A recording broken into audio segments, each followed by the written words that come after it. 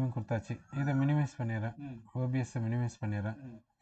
இப்போது யூடியூப்பை ஆன் பண்ணிட்டேன். எக்ஸலண்ட் கனெக்ஷன் வந்துச்சு. கோ லைவ் வரல, லைவே ஸ்டார்ட் ஆயிடுச்சு.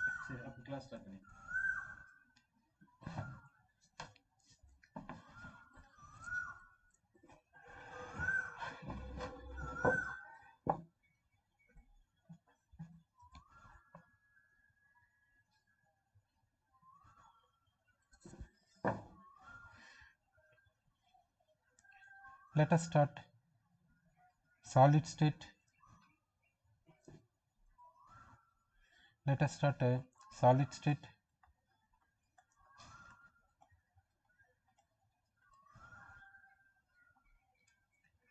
In the solid state, we will take a matter which is in physical state solid. Solid consists of constituent particles. Solid consists of constituent particles. Now we will see the arrangement of constituent particles. Arrangement of constituent particles in 3-dimensional we will consider. Arrangement of constituent particles in 3-dimensional. Arrangement 2 ways possible. Arrangement of constituent particles possible in 2 ways. One is perfect and regular arrangement. Another one is irregular arrangement. The perfect and regular arrangement gives crystalline solids. The irregular arrangement gives amorphous solids. The crystalline solids have property called anisotropy.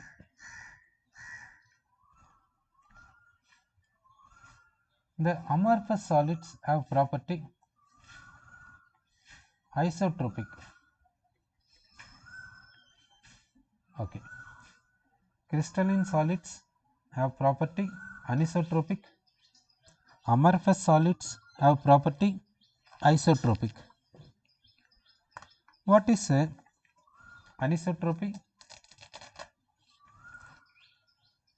What is anisotropy? Anisotropy means the magnitude of physical properties will be different in different directions. Now we will see anisotropy. What is anisotropy? We will see. What is anisotropy? We will see. This anisotropy means magnitude of physical property. Magnitude of physical property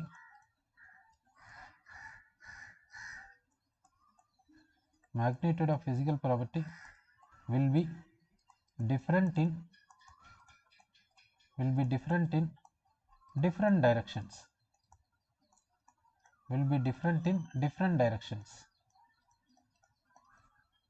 Okay. Anisotropy. What is anisotropy? Anisotropy is different in magnitude of physical properties in different directions. This character is possessed by crystalline solids.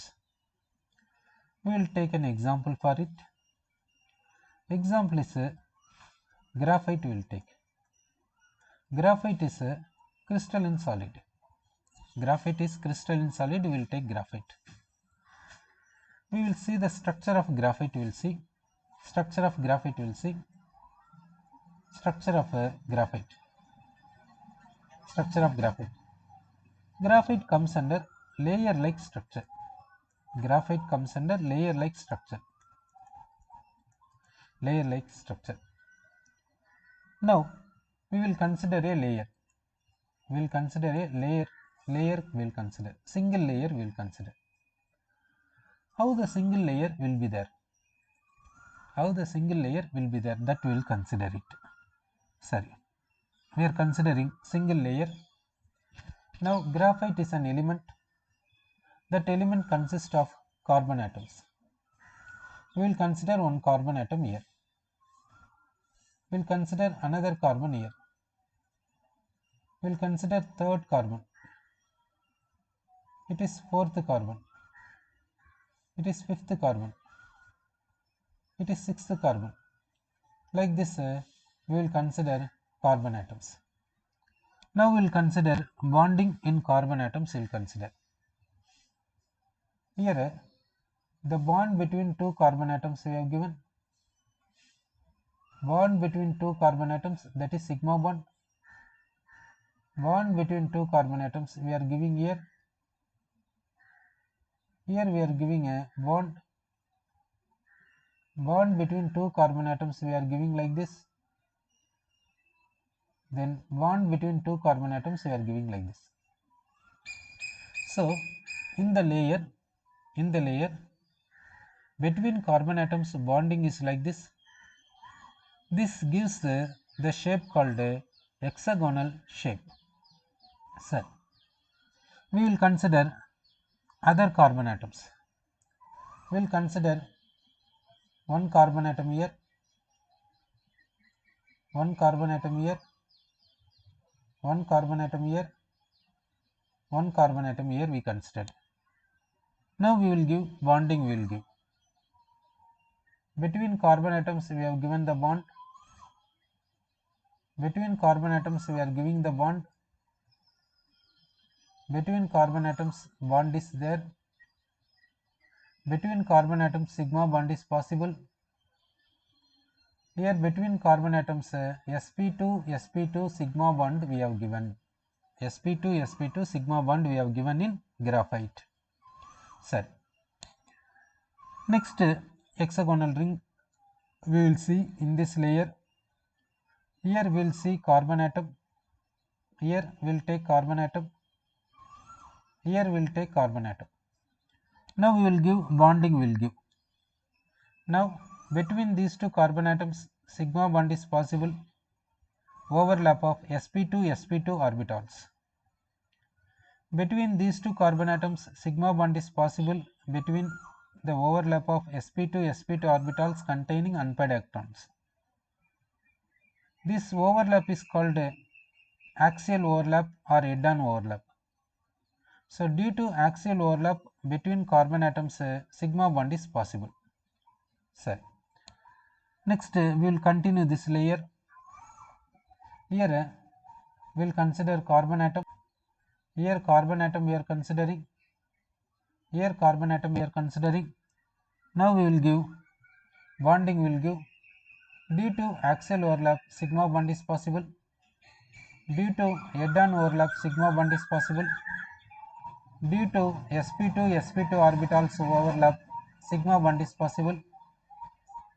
Here unpaired electrons undergoing overlapping, therefore sigma bond is possible. Sir, okay. Now it is continuing. This carbon atom is making a sigma bond with a neighboring carbon atom, continuous. This carbon atom is making a sigma bond with a neighboring carbon atom. Here it makes sigma bond with a neighboring carbon atom. Here sigma bond continuation will be there. Here it goes for sigma bond. This goes for sigma bond. It is making a sigma bond. This carbon makes sigma bond. This carbon makes sigma bond. This carbon makes sigma bond. That means it is a continuous process. Now in this place each carbon undergoes sp2 hybridization. sp2 hybridization for each carbon. sp2 hybridization is called a trigonal planar. sp2 hybridization results a trigonal planar. Now each carbon is surrounded by 3 sigma bonds in this one. Each carbon is surrounded by 3 sigma bonds. Each carbon is surrounded by 3 sigma bonds here. Okay. Now here the sigma bonds continuously going on, or sigma bonds terminating at any place you see here sigma bonds formed by carbon atoms is a continuous process or terminating at any place you see. Then you say, is it a polymer or non-polymer? What shall we say? Do you say it is a polymer or it is not polymer? What do you say? Here sigma bonds continuously taking place. That means this is continuous. This carbon is making sigma bond with the neighboring carbon. It will make sigma bond with the neighboring carbon. That means this process is continuous. Sigma bonding continuously taking place. Therefore, we can say it is a polymeric structure. Sir, now this polymeric structure is two-dimensional or three-dimensional. This polymeric structure is a two-dimensional or three-dimensional. What shall we say? Experimental analysis says each carbon in this one undergoes sp2 hybridization. This sp2 hybridization means trigonal planar. That means around this carbon 3 sigma bonds present. These 3 sigma bonds present in trigonal planar. Therefore, it is a trigonal planar. In the same way, this carbon is surrounded by 3 sigma bonds, that is in trigonal planar. These 3 sigma bonds in this carbon, 3 sigma bonds are there. These 3 sigma bonds present in a plane. That means all the sigma bonds in this polymer, are in one plane. All the sigma bonds in this polymer is in one plane. Therefore, shall we say this is as a two-dimensional? Shall we say this is as a two-dimensional? It is a two-dimensional. Therefore, it is called a layer. It is called a layer. So we can say this is a layer. We can say this is a layer. We can say. So now graphite is called a layer-like structure. Graphite is called a layer-like structure. So graphite is called a layer-like structure. That means one layer will be like this. It is one layer. It is one layer. Next layer will be like this. Next layer will be like this. It is a second layer.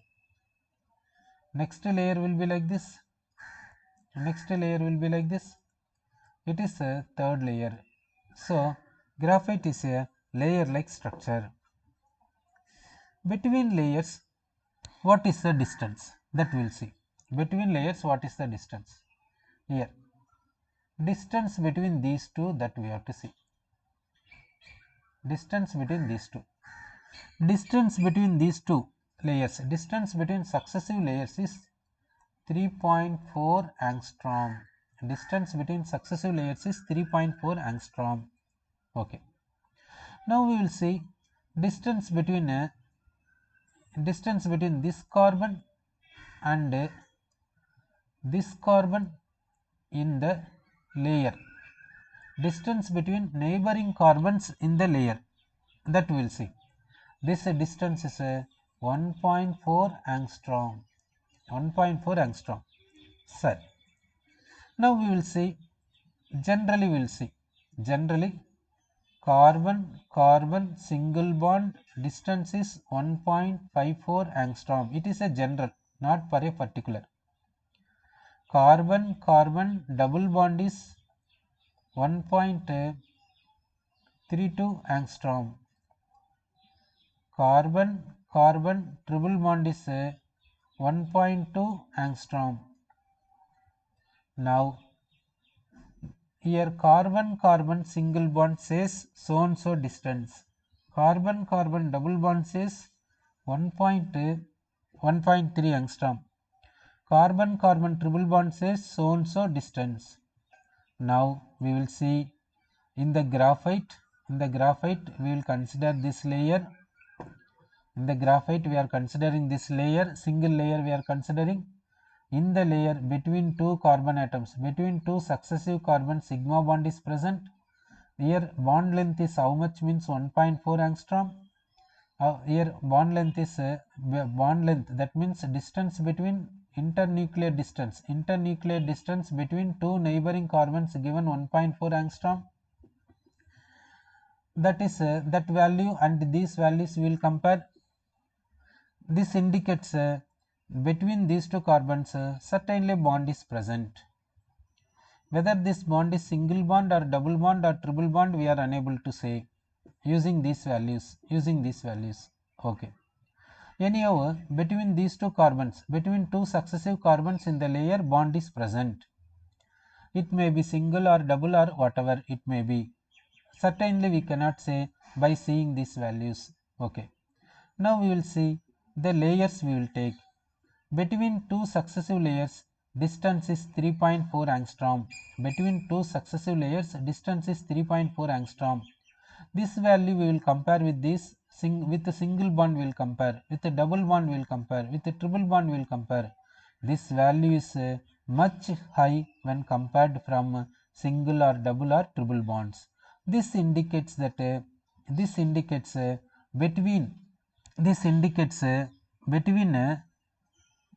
between the layers there is no bond possible. Between the layers there is no bond possible. That's what it indicates. Between the layers, between the carbon atoms of the layers, between the carbon atoms of successive layers, there is no bond. That's why the distance is 3.4 angstrom. So this 3.4 angstrom indicates that between layers weak van der Waals force is possible. Between the layers, the force of attraction is van der Waals force, but there is no chemical bonding. Between the layers, there is no chemical bonding. Only van der Waals force is possible. Only van der Waals force is possible. Okay. Now, in the layer, the distance between successive carbon atoms is 1.4 angstrom, which is smaller than single bond, Therefore, here between carbon atoms, single bond is not present. Okay. Then this value is greater than double bond. Greater than double bond means it is not double bond. This value is smaller than single bond, so it is not single bond. This value is greater than double bond, therefore it is not double bond. Then what bond it is? Between two carbon atoms, what bond is there? It is not matching with the single bond, the value is less. It is not matching with the double bond because value is high. Then what bond it is? This value is in between single bond and double bond. This value, this 1.4 angstrom is in between single bond and double bond. Therefore, this bond order is between single bond and double bond. This bond order between two carbon atoms, what is a bond possible means between single bond and double bond is possible. Therefore, bond order is in between 1 and 2. Bond order is in between 1 and 2. Sir, here between two carbon atoms, sigma bond is there, that we confirmed. Now, bond order is between 1 and 2 means remaining is what? Isn't it? Here bond order is between 1 and 2 means greater than 1, less than 2. That is the meaning. Here between these two carbon atoms, sigma bond is there, that we confirmed it. Between two carbon atoms, sigma bond is there, that we confirmed it. Bond order is greater than 1 means what is that greater value? The greater value is which bond? Only possibility is pi bonding. Therefore, in this layer, pi bonding also there. Here sigma bond we said. Now pi bonding also there, that we have to say. Now we have to say about pi bonding, we have to say. So we have to give pi bonding. So to make pi bonding, each carbon is providing pure p orbital. Each carbon is providing pure p orbital for making pi bond.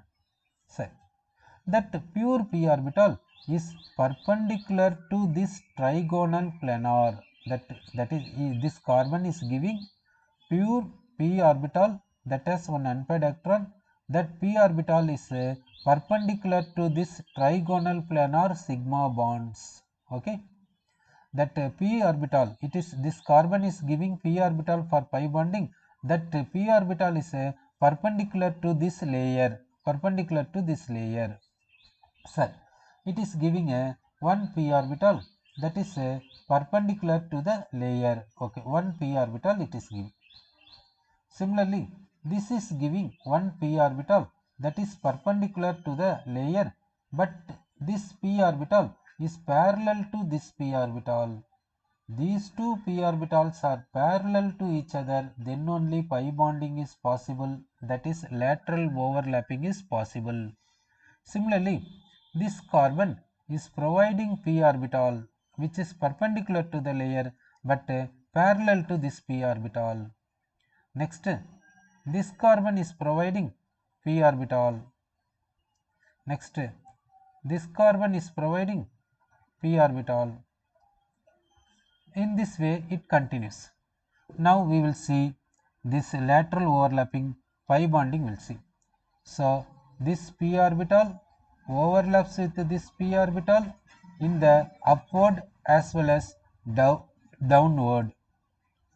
This p orbital overlap with this p orbital in upward as well as downward. Therefore pi bonding is possible. So the pi bonding electron cloud is present above the layer, that means above the sigma bond as well as below the sigma bond. So this pi bonding electron cloud is present above the layer as well as below the layer, pi bonding electron cloud. Now this p orbital will take, this p orbital is overlapping with the neighboring p orbital left side and neighboring p orbital right side. This p orbital overlaps with this left side p orbital as well as right side p orbital simultaneously to the same extent. Then this p orbital is overlapping with this neighboring p orbital and forming pi bonding. This process continues. Next it continues like this. Next we will consider the p orbital provided by this carbon. We will consider this carbon is providing p orbital. Now pi bonding is possible. This p orbital is overlapping with this p orbital like this. This down lobe of this p orbital is overlapping with this p orbital like this. So this p orbital is overlapping laterally with neighboring carbons p orbitals. For this p orbital, neighboring carbons are 3. So this p orbital is overlapping simultaneously to the same extent with these 3 neighboring p orbitals. This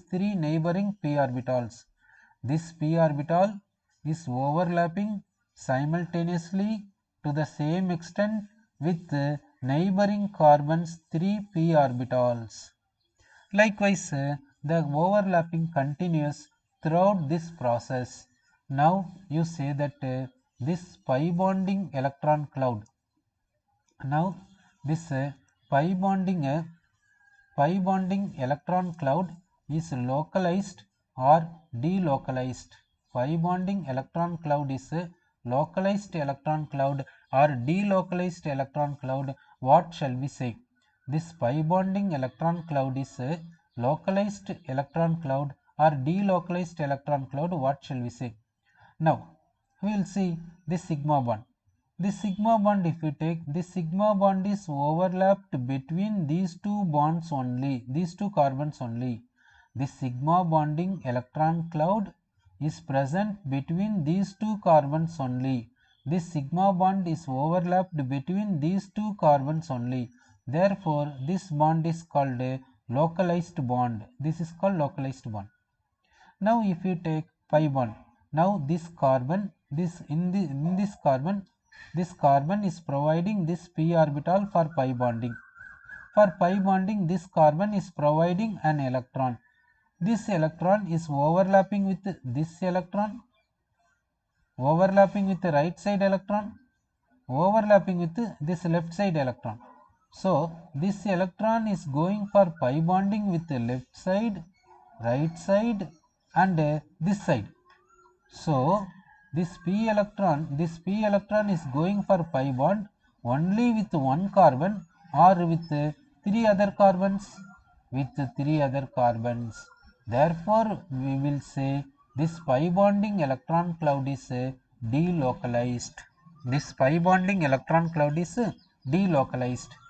Now this p orbital, this carbon is giving this p orbital. This p orbital contains one electron. That one electron goes for pi bonding. In that pi bonding, this one electron is overlapping laterally with this p orbital, and this p orbital. Therefore this p electron makes pi bonding here one third, here one third, here one third with respect to this one electron only, isn't it? With respect to this one electron, this one electron makes one third pi bond here, one third pi bond here, one third pi bond here. Simultaneously this electron makes one third pi bond here. Then shall we say, we can say here between two carbon atoms pi bond is present, we can say. Will you say this pi bond is a complete one bond or partial pi bond? What shall we say here? This is a complete one pi bond or partial pi bond, shall we say? Complete one pi bond shall we say or partial pi bond shall we say? Think it. So this is a partial pi bond. It is not complete one pi bond. How do we support with experiment? How to support with experiment, that we will see. If you take a double bond, if you take carbon double bond, if you take one sigma bond will be there, one complete pi bond will be there. For that bond length is 1.34 angstrom. Carbon double bond, if we take one sigma bond will be there, one complete pi bond will be there, then the bond order is 2. Bond order is 2 means for this case one sigma bond, one pi bond, the bond length is 1.34 angstrom. Here the experimental value says 1.4 angstrom bond length. 1.4 angstrom is greater than this. That means the bond order is certainly less than 2. Bond order is certainly less than 2. Of course pi bond is there. Bond order is certainly less than 2 means the pi bond is not complete one bond, it is a partial pi bond because of like this delocalization. So by pi bonding electron cloud is delocalized electron cloud. Generally the pi bonding electron cloud is weak bond.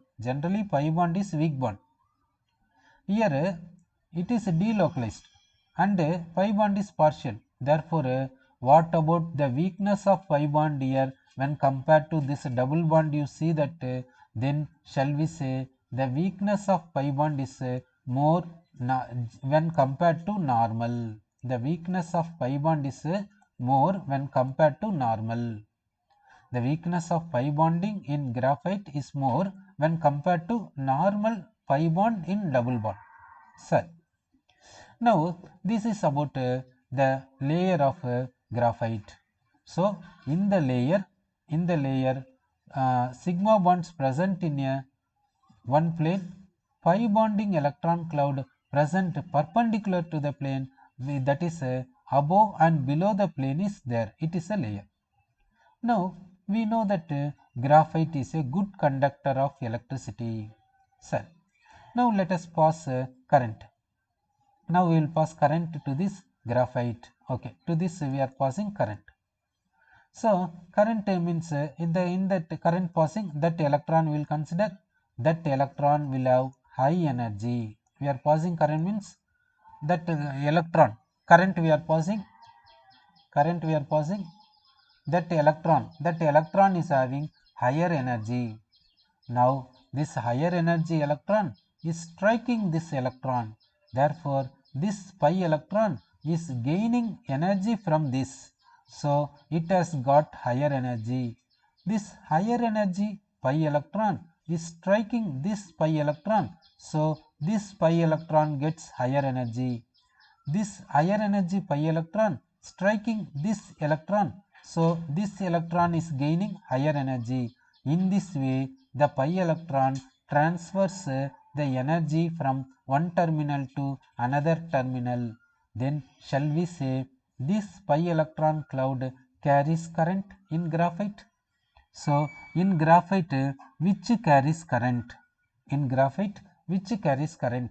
So in the graphite is a good conductor of electricity. We are saying graphite is a good conductor of electricity. Graphite is good conductor of electricity. So due to what? Because which carries current? Which carries current? Free electrons. Free electrons carrying current in graphite. Which is free electron? The pi bonding electron cloud. The pi bonding electron cloud carries current. So graphite is a good conductor. Therefore it is carrying current. Which is carrying current in the graphite? Free electrons carrying current. Which is free electron in the graphite? The pi electron cloud is a pi electron cloud carries current. So graphite is a good conductor. Who is the conductor? Which is the conductor? Which is carrying current in graphite? Pi electron cloud carries current in the graphite. Sir, okay. Now along the layer we will take. Now we will take along the layer. Along the layer in the graphite, if you see, along the layer in the graphite we will take. Along the layer in the graphite, pi electron cloud is present. Pi electron cloud is present. Pi electron cloud is present. Which carries current? Which carries current? Therefore, graphite is a conductor. Graphite is a conductor. Okay. Now we will take perpendicular to layers. We will take. Now we will take perpendicular to layers. Perpendicular to layers, we said there is no bond. Perpendicular to the layers in graphite, there is no bond because distance is 3.4 angstrom. Since there is no bond, electrons unable to carry current. Electrons unable to carry current. Therefore, unable to carry current means it is not conducting. It is not carrying current. It is not conducting current, isn't it? It is not conducting current. Therefore, current is not passing through perpendicular to layers. So current is not passing through perpendicular to layers, but current is passing along the layers. Current is passing along the layers. Okay. Now we will take the graphite. Now we will take the graphite. Okay. We have taken the graphite. In the graphite, along the layer, we will see the conductivity. Along the layer, we will see the conductivity. Along the layer, conductivity we will see. Perpendicular to the layers, we will see the conductivity. Now you say the conductivity along the layer of graphite and perpendicular to the layer of graphite will be same or different. What do you say? In graphite, conductivity along the layer and perpendicular to layers will be what? Will it be same or will it be different? If you say different, which is having higher value and which is having lower value? What do you say? Sir, you may be having the idea that conductivity is high along the layer and the conductivity is low perpendicular to the layers. Okay, you may have like this idea. Okay, what does experiment says? We'll see. Experiment says conductivity along the layers is high, conductivity perpendicular to the layers is low. Therefore, now you say the magnitude of conductivity in different directions in graphite. Magnitude of conductivity in different directions in the graphite, that we'll see. So magnitude of conductivity in different directions. Magnitude of conductivity in different directions in graphite. Magnitude of conductivity in different directions in graphite will be different, do you say, or same, do you say? What do you say? Magnitude of conductivity in different directions in graphite will be different, do you say, or same, do you say? What is what idea you are getting? Okay. So experimental analysis says it is different. Experiment says magnitude of conductivity in different directions in graphite is different. Now you say graphite is anisotropic or isotropic. What shall we say? Graphite, shall we say anisotropic or isotropic? Anisotropic. Therefore, crystalline solids are anisotropic, whereas amorphous solids are isotropic. So, crystalline solids and amorphous solids. For crystalline solids, what is the character? Crystalline solids are anisotropic. Amorphous solids are isotropic. What is anisotropic? The magnitude of physical property will be different in different directions. That is anisotropic. What is isotropic? The magnitude of physical property will be same in different directions. Now, graphite is crystalline solid. Here, magnitude of conductivity is different in different directions. Therefore, crystalline solids are anisotropic, we can say. Amorphous solids are isotropic, we can say. Next, we will go for, next we will take crystal lattice. Next, we will go for a crystal lattice. Next, we are taking crystal lattice. Okay. What is crystal lattice? This crystal lattice, the crystal in the sense crystalline solids. Crystal in the sense crystalline solids. What is lattice? Lattice is called a regular three-dimensional arrangement of constituent particles. Regular three-dimensional arrangement of constituent particles. It is called lattice. Lattice meaning is regular three-dimensional arrangement of constituent particles is called lattice. Crystal means for crystalline solids. So, crystal lattice means regular three-dimensional arrangement of constituent particles in a crystal. It is called crystal lattice. Okay. How many types of crystals possible? That we will see. Now we will see types of crystals, types of crystal system, types of crystals. There are 7 types of crystal systems possible. 7 types of crystal systems possible. That is cubic, tetragonal, orthorhombic, hexagonal, rhombohedral or trigonal, monoclinic and triclinic. Like this 7 crystal systems are possible. So, how many types of crystal systems possible? 7 types of crystal systems possible. Then we will see about a unit cell. What is unit cell? That we will see. This unit cell in the sense, it is the smallest portion.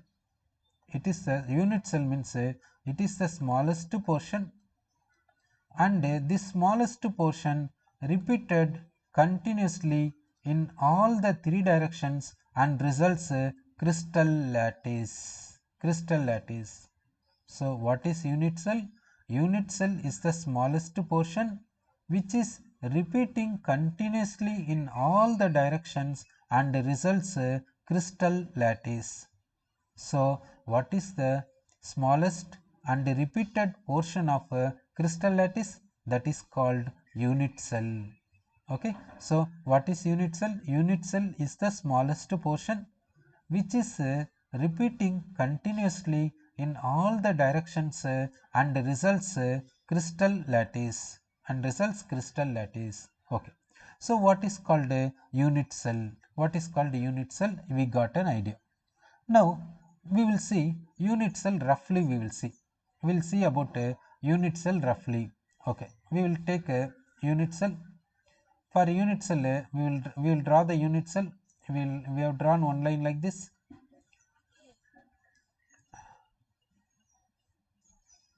We are drawing another line.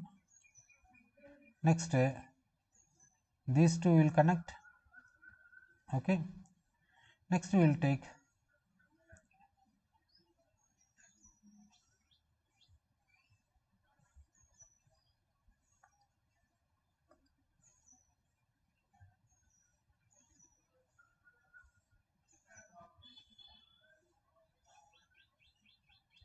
next we will take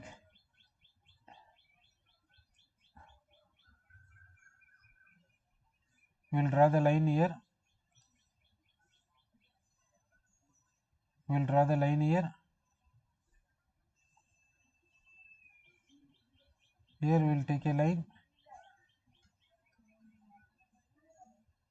We will take a line like this. Sorry.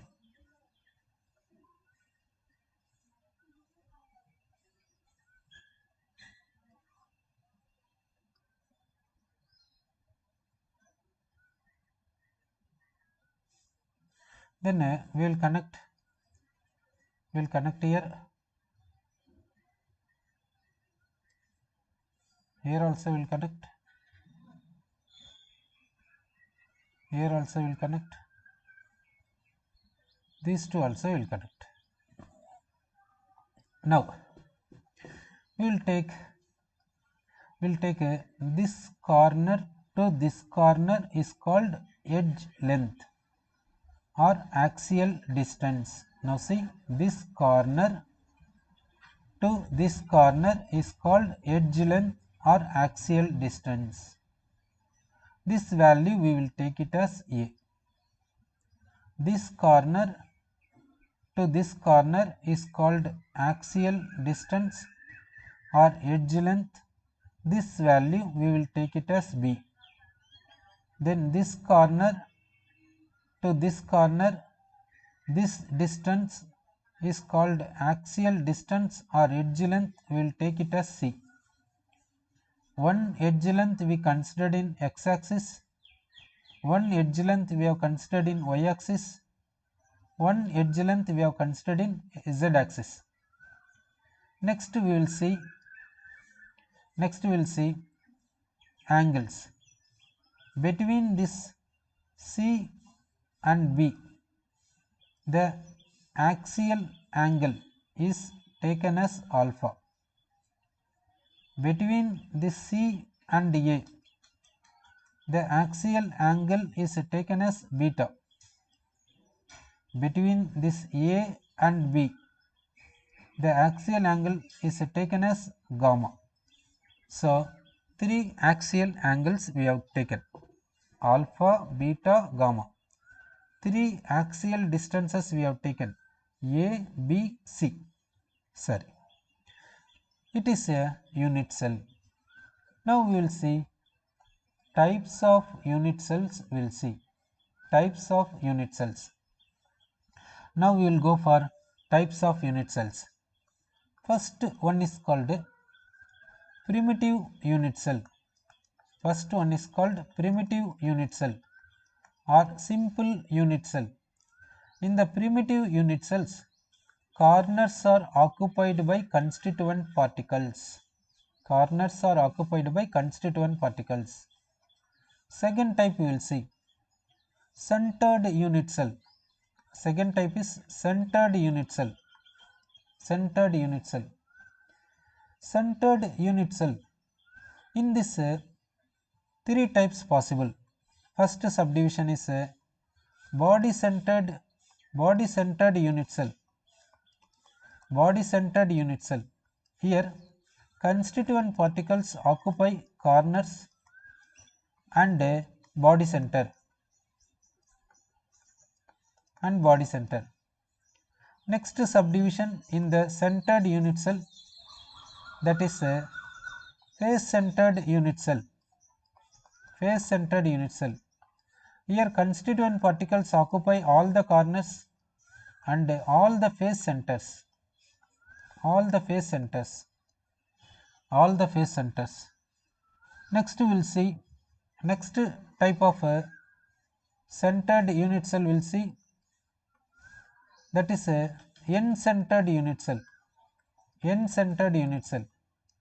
Here constituent particles occupy all the corners and any two opposite face centers and any two opposite face centers. Any two opposite face centers. Any two opposite face centers. Any two opposite face centers. Therefore, the unit cells totally 4, including these three. Okay. Now we will see regarding a crystal system and unit cells we will see. Now we will take the crystal system cubic. Cubic crystal system is having one type of unit cell called primitive unit cell. Next type of unit cell called body centered unit cell. Body centered unit cell. Body centered unit cell. Next type of unit cell called face centered unit cell. Next type of unit cell called face centered unit cell. Next type of unit cell called face centered unit cell.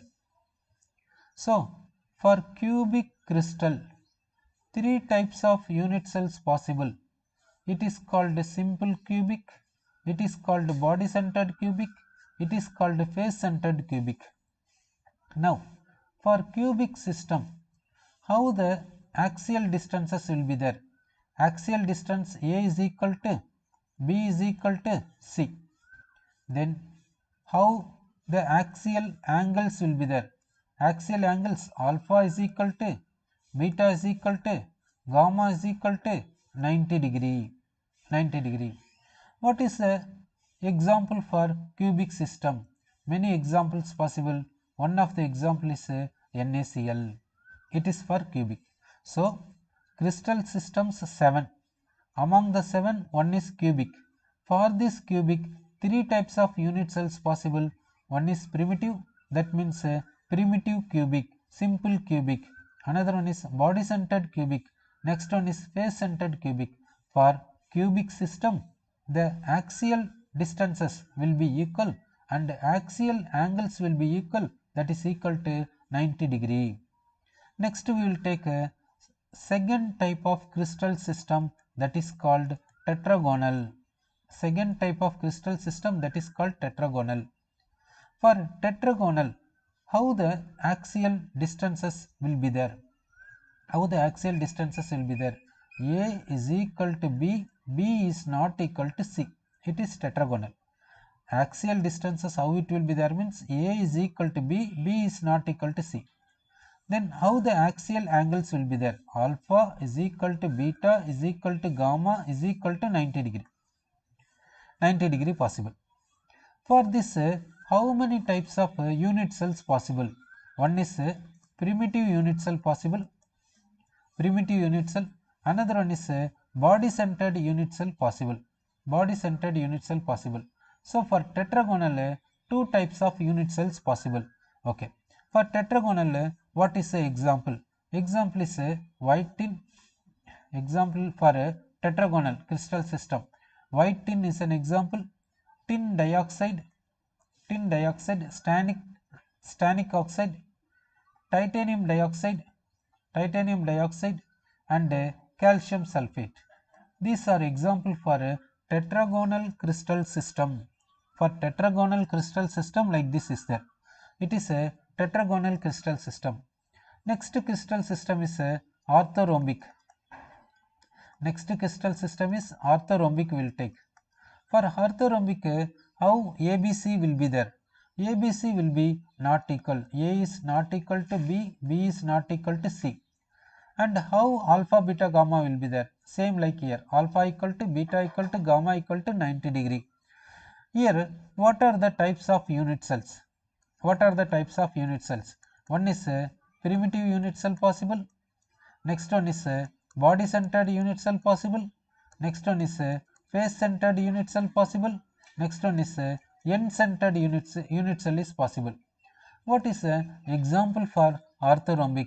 Example for orthorhombic is rhombic sulfur. Rhombic sulfur is an example for orthorhombic. Then potassium nitrate. Potassium nitrate. Then barium sulfate. Barium sulfate. It is the examples for orthorhombic crystal system. Orthorhombic crystal system. Okay. Next crystal system is a hexagonal crystal system. We are taking hexagonal crystal system. For hexagonal crystal system, how the axial distances will be there? A is equal to B, which is not equal to C. How alpha beta will be there? Alpha is equal to beta is equal to 90 degree. gamma is equal to 120 degree for hexagonal. Gamma is equal to 120 degree. Here what type of unit cell possible? Only one, that is primitive. Primitive alone possible but not other unit cells. For this what is the example? Example is graphite. Graphite comes under hexagonal. You have seen graphite is a layer like structure.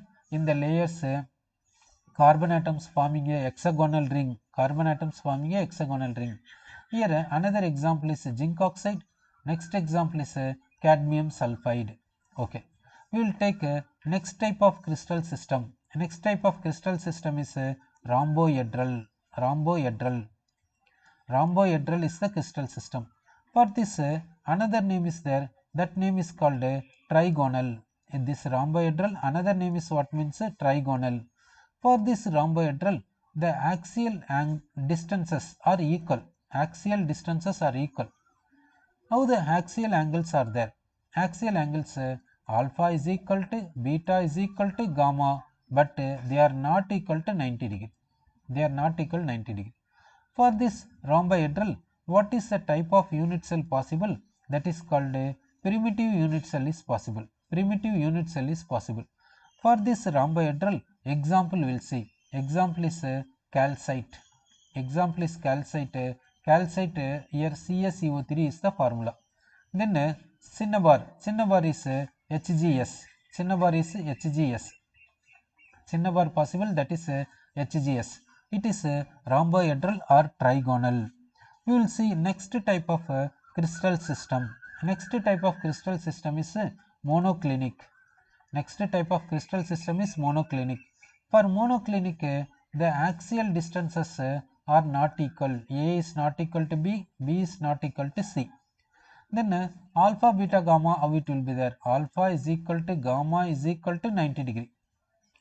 Then beta is not equal to 120 degree. Beta is not equal to 120 degree. For this, what are the possible unit cells? One is primitive unit cell possible. Primitive unit cell possible. Another one is n-centered. Another one is n-centered unit cell possible. For this monoclinic, what is the example? Monoclinic sulfur, which is a allotrope of sulfur. In the allotropes of sulfur, rhombic sulfur is there, monoclinic sulfur is there. Rhombic sulfur comes under orthorhombic. Monoclinic sulfur comes under monoclinic crystal system. For monoclinic crystal system, example is monoclinic sulfur. Then Glauber's salt. Glauber's salt is Na2SO4 dot 10H2O. Na2SO4 dot 10H2O. Next we will take triclinic. We are taking triclinic. For triclinic, how the axial distances are there? A is not equal to B, B is not equal to C. How the axial angles are there? Alpha is not equal to, beta is not equal to, gamma is not equal to 90 degree. Triclinic. For this, what type of unit cell? Type of unit cell is primitive. Type of unit cell is primitive. For this, what is the example? Example for triclinic. Potassium dichromate. Potassium dichromate is the example. And copper sulfate pentahydrate. Copper sulfate pentahydrate is triclinic. Then boric acid is boric acid. These are what means example for triclinic. Now we will see how many unit cells possible for 7 crystal systems that we will see. 7 crystal systems that we will see. First we will take cubic. For cubic 3 unit cells possible. For cubic 3 unit cells. Next we will see tetragonal. For tetragonal 2 unit cells possible, totally 5. Next we will see orthorhombic, 4 unit cells possible, totally 9. Next we will see hexagonal, 1 unit cell possible, totally 10. Next rhombohedral, 1 unit cell possible, totally 11. For monoclinic, 2 unit cells possible, totally 2, totally 13. For triclinic, 1 unit cell possible, therefore totally 14. Totally 14. Therefore, total number of unit cells for all the possible 7 crystal system is 14. These 14 are called Bravis lattices. These 14 are called Bravis lattices. These 14 are called Bravis lattices. So 14 Bravis lattices are possible. 14 Bravis lattices are possible for 7 crystal systems. So for 7 crystal systems we got 14 Bravis lattices. Okay. Next we will go for a simple cubic we will take. Next we will take a simple cubic crystal system. Okay, simple cubic we will consider. Simple cubic. Here crystal system is cube. Crystal system is cube. Type of unit cell is a primitive unit cell. Primitive unit cell. You know that simple cubic means constituent particles occupy corners. Simple cubic means constituent particles occupy corners. Constituent particles occupy corners. Simple cubic means. Now you say how many constituent particles required to construct one unit cell of simple cubic? What do you say? How many constituent particles required to construct one unit cell of simple cubic? One unit cell of simple cubic. How many do you say? Okay, see, to construct one simple cubic, only one unit cell of simple cubic. Okay, we are not constructing simple cubic lattice. We are constructing one unit cell of simple cubic. One unit cell of simple cubic we are constructing, for which we want constituent particles. How many constituent particles required do you say? How many constituent particles required to construct one unit cell of simple cubic? What value do you say? What value do you say? Sir, we will construct only one simple cubic we will construct. Only one simple cubic we will construct. Only one unit cell of simple cubic we are constructing. Only one unit cell of simple cubic we are constructing. Sir, only one unit cell of simple cubic we are constructing.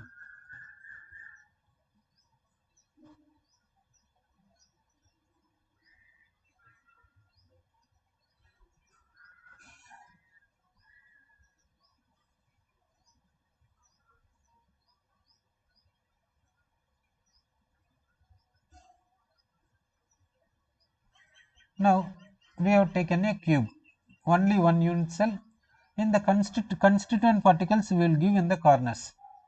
Now in this corner we will give the constituent particle 1, second corner constituent particle, third corner constituent particle, fourth corner constituent particle, fifth corner constituent particle, sixth corner constituent particle, seventh corner constituent particle, eighth corner constituent particle. So to construct only one unit cell of simple cubic, how many constituent particles required means 8. So 8 constituent particles required to construct one unit cell of simple cubic. So 8 constituent particles required to construct one unit cell of simple cubic. Next we will see how many constituent particles present per unit cell of simple cubic lattice. Present per unit cell of simple cubic lattice. Simple cubic lattice, that we will see. Now we are seeing how many constituent particles present per unit cell of simple cubic lattice. What is the value do you say? Number of constituent particles present per unit cell of simple cubic lattice, that we have to see. Sir, now we will consider simple cubic lattice. We will consider it. We are considering simple cubic lattice. We are considering a simple cubic lattice.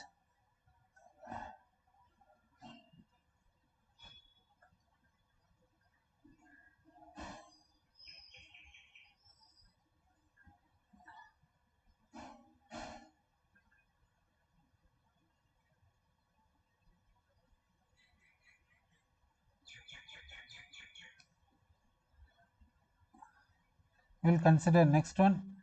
Next box we will consider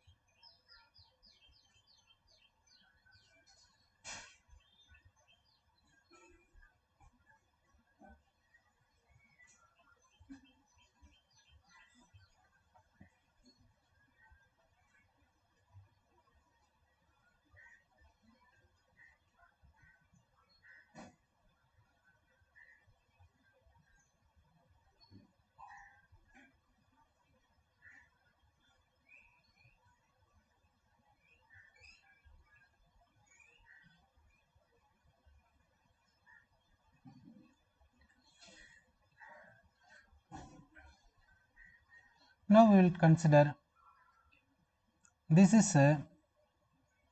this point we will consider this is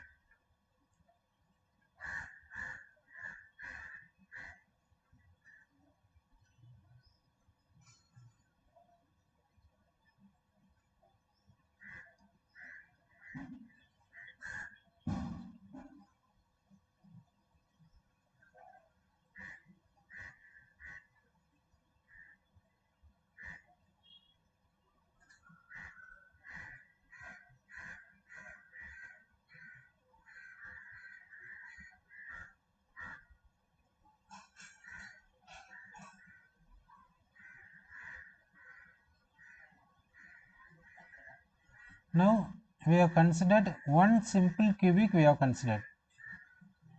Here we considered one simple cubic. One simple cubic we have considered. One simple cubic we have considered here.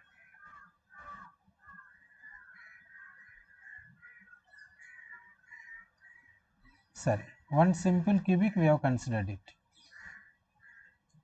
Sorry. Now we will consider constituent particle here at this corner. At this corner constituent particle is there. This constituent particle is common for this unit cell. This constituent particle is common for this unit cell.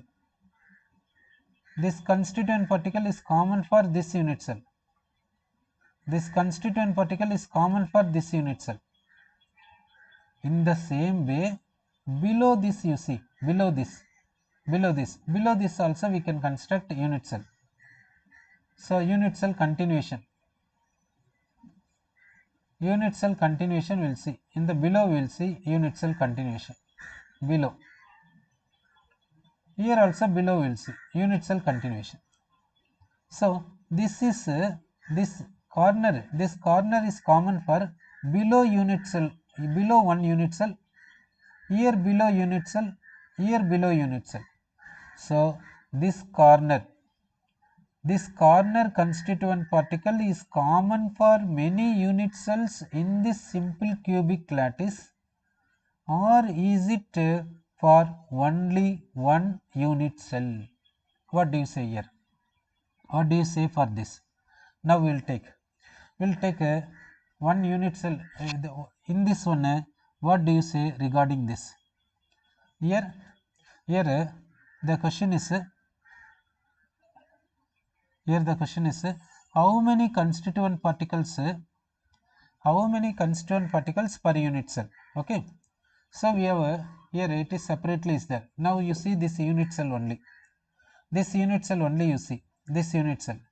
Okay, this unit cell is here, isn't it? This unit cell you have seen.